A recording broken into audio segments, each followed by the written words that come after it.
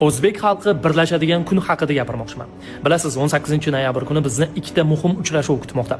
Dubayda O'zbekiston milliy terma jamoasi Eronga qarshi o'ynasa, aynan o'sha kuni o'smirlarimiz Qatardagi jahon chempionatida Italiyaga qarshi maydonga tushadi. Oxirgi marta Eronni Toshkentda yutganimizda ular hakamlarni ayblashdi. Hozir ham forislar ijtimoiy tarmoqlar orqali bizga bosim o'tkazishga harakat qilishmoqda. Tabiiyki, o'yin davomida ham ular turli nayranglarni ishlatishlari aniq.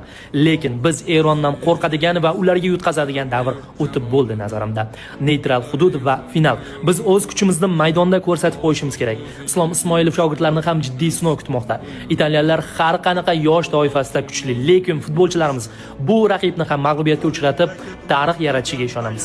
Shunday ekan, siz ham Olg'a O'zbekiston challenge-ida ishtirok eting. Bu videoga like bosing, xohlagan futbolchimizni belgilab keting, hamma tanishlarga yuborib qo'ying va albatta Olg'a O'zbekiston so'zini yozib keting. Ha, ikkala jamoamiz ham mas'uliyatni his qilib turishibdi, lekin O'zbekistondan turib ularni mana shu ko'rinishda qo'llab-quvvatlaylik.